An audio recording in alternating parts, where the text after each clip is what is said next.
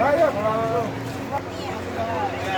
सबसे बड़ा सवाल तो ये उठता है कि भारतीय जनता पार्टी के जितने भी लोग हैं, जब वो तर्कों से बात नहीं कर पाते हैं तो वहाँ बहन बेटी पर वो गालियाँ देना शुरू कर देते हैं। अभी आप उठा के देख लीजिए कंगना रनावत जी को, उन्होंने भी देखिए किस तरीके से राहुल गांधी जी पर टिप्पणी की। आप उठा कर देख लीजिए दिल्ली की मुख्यमंत्री को किस तरीके से उन्होंने अखिलेश यादव जी पर टिप्पणी की थी। तो कुछ मर्यादाएं होती है और वो उस मर्यादाओं के बाहर जा चुकी है।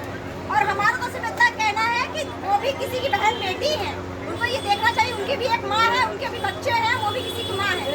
इस तरीके से अभद्र शब्दों का प्रयोग उन्हें संवैधानिक पद पर होते हुए नहीं करना चाहिए। महिला आरक्षण बिल को लेकर के पूजा पाल जी ने सपा पर हमला बोला और कहा कि महिला आरक्षण बिल भी है, महिला आरक्षण।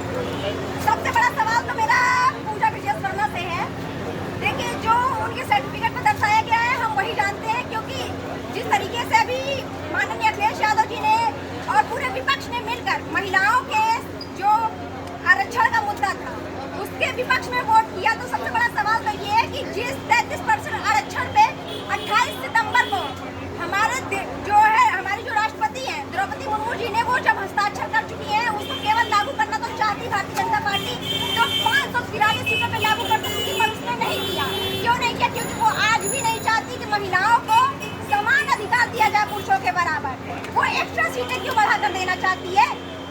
और सबसे बड़ा सवाल जो पूजा पाल जी बोल रही है वो मीडिया के सामने लाइव आ जाए, वो एक तरफ हो जाए एक तरफ हो जाए, हम हो जाते हैं, देख लेते हैं कि महिला आरक्षण के बारे में वो कितना जानती है और हम कितना जानते हैं।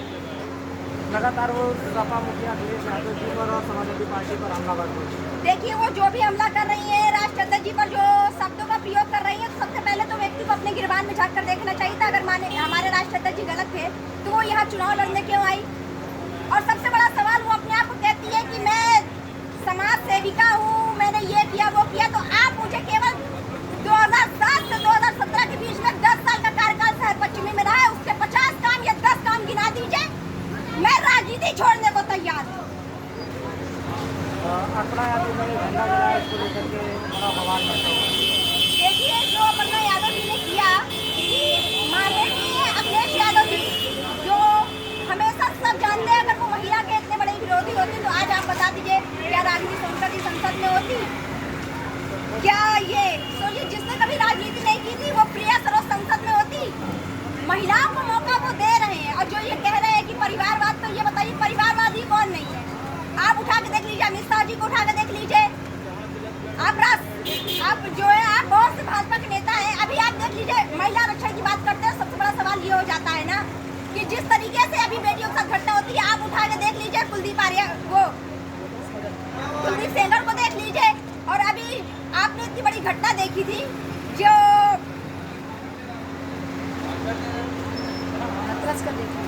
हथरस हो गया। आप जौनपुर उठा के देख लीजिए, आप उत्तर प्रदेश के, आप अन्य प्रदेशों में भी जाकर देख लीजिए किस तरीके से महिला उत्पीड़न होता है। और उसके बाद जो कुछ आंकड़े ऐसे हो जाते हैं ना, अगर आप भारतीय संविधान में भी देखें तो आज आप कोर्ट कचहरी चली जाइए, फाइलों में ढेर लगे, लेकिन आज तक किसी को न्याय नहीं मिला।